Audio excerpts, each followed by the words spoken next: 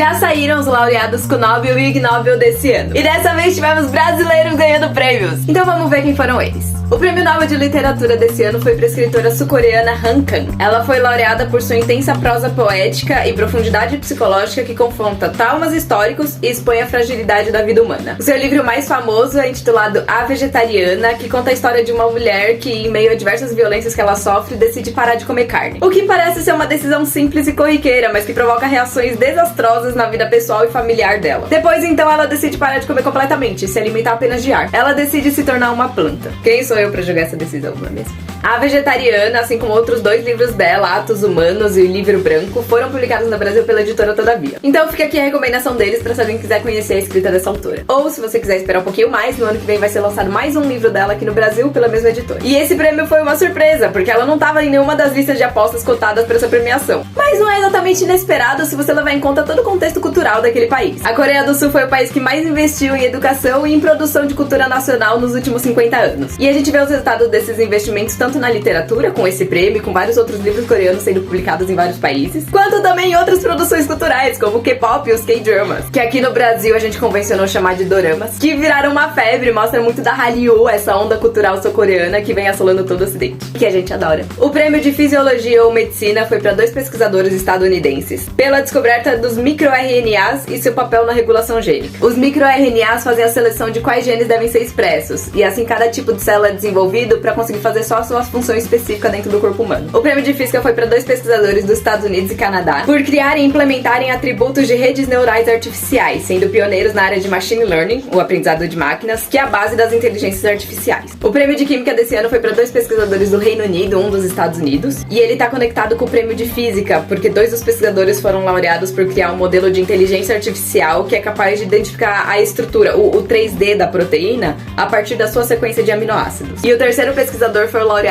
por conseguir criar novas proteínas a partir da manipulação e rearranjo dessas sequências de aminoácidos. O Prêmio da Paz foi dado para a organização japonesa Nihon Hidankyo pelos esforços em banir armas nucleares em todo o planeta. Essa é uma organização que foi formada por sobreviventes aos ataques nucleares a Hiroshima e Nagasaki, e eles também trabalham para manter viva a memória dessas vítimas. E o Nobel de Economia foi dado a 3 pesquisadores da Turquia e Reino Unido por explicar como as instituições são formadas e como elas afetam a prosperidade dos países. Os estudos deles exploraram desde o período colonial para identificar que países onde o objetivo dos colonizadores era a exploração dos recursos naturais e da mão de obra da população indígena tiveram um crescimento econômico mais baixo. Enquanto onde se criaram instituições inclusivas, que foi o nome que eles deram, com direitos para a população, eles se tornaram países mais prósperos a longo prazo. O que parece bastante óbvio para alguns, mas ainda tem muita gente que insiste nas teorias que é o clima da região ou questões culturais que influenciam na prosperidade dos povos. E eu falei pesquisadores em todos os prêmios, porque a Han Kang foi a única mulher laureada esse ano. Desde 1901, quando começaram as premiações, apenas 6% dos laureados com Nobel foram mulheres. E é sintomático que ela tenha ganhado justo num dos prêmios não científicos, que é onde mais mulheres são laureadas. Eu acho que eu prefiro nem saber quais são as estatísticas de premiados do sul global, sinceramente. Esse ano mesmo não teve nenhum, né? Mas enfim, vamos então pro Ig Nobel, que é a parte mais importante desse vídeo. Pra quem não conhece, o Ig Nobel é uma premiação criada pelo professor Mark Habermas. Pra quem não conhece, o Ig Nobel é uma premiação criada pelo professor Mark Abrahams, de Harvard, que tá na sua 34ª edição. E a premiação tem como lema premiar pesquisas que sejam muito importantes na sua área e que primeiro te fazem rir e depois te fazem pensar. Vocês vão entender como é essa pegada logo mais. O tema desse ano foi a lei de Murphy, a ideia de que se algo pode dar errado, vai dar errado, que é a base de toda boa engenharia. O link pra assistir a premiação tá aqui embaixo, precisa acessar. Pra quem entende inglês, eu indico muito assistir, é muito divertido. Então, pros prêmios, eu vou começar com o prêmio de Botânica, que foi pra pesquisadores da Alemanha, Estados Unidos e do Brasil. Sim, o Felipe Yamashita ganhou o 8º Ig Nobel brasileiro. Brasil! Por encontrar evidências que plantas reais, plantas vivas, imitam o formato de plantas de plástico próximo a elas. Basicamente, plantas têm olhos, elas veem o mundo ao redor delas e elas imitam as outras plantas. O Prêmio da Paz foi para B.F. Skinner, sim, o Skinner, da psicologia comportamental, por experimentos para ver a viabilidade de inserir pombos vivos em mísseis para guiar o voo desses mísseis. Esse deve ser um dos vídeos mais difíceis que eu faço, porque tem toda a pesquisa por trás que já é complicada, mas a hora da edição eu vou ter que tirar todas as minhas risadas do vídeo e isso dá muito trabalho. Ele já tá morto, infelizmente, a filha dele recebeu o prêmio no lugar do pai e ela agradeceu por finalmente terem reconhecido a mais importante contribuição científica dele. A psicologia comportamental é fichinha perto de colocar pombos dentro de mísseis. Não preciso nem explicar que não é uma boa ideia colocar pombos pra guiar os mísseis, enfim.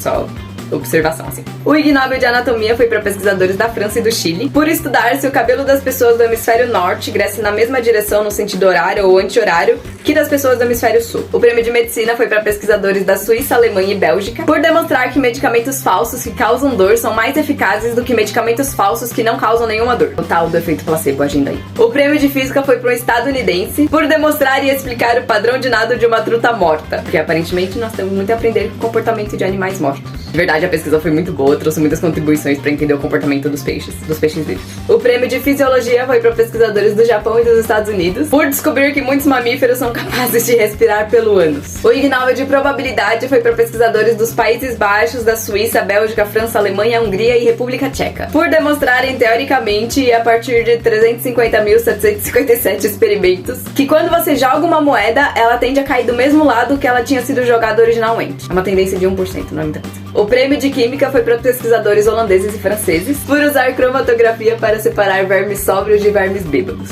O prêmio de demografia foi para um pesquisador da Austrália e do Reino Unido, pelo trabalho de investigação e descobrir que muitas das pessoas famosas por terem vivido vidas longas viveram em lugares com péssimos registros de nascimento e óbito. Qual será a correlação entre essas informações? Nunca saberemos. E o prêmio de biologia foi para pesquisadores estadunidenses, por explodir sacos de papel próximos a gatos que estavam em cima de vacas para explorar a produção de leite em diferentes vacas.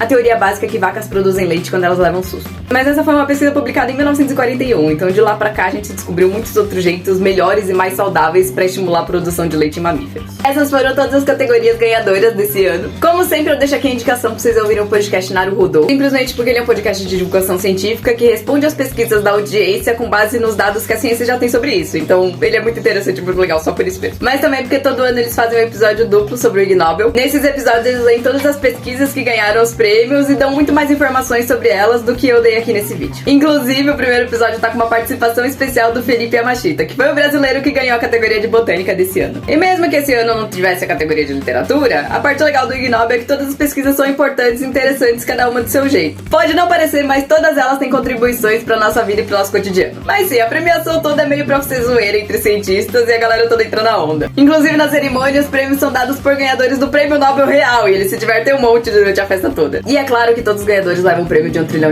cada um. Então é isso, ficamos por aqui com os ganhadores desse ano. Continuem sempre apoiando a ciência e a produção científica brasileira e até ano que vem.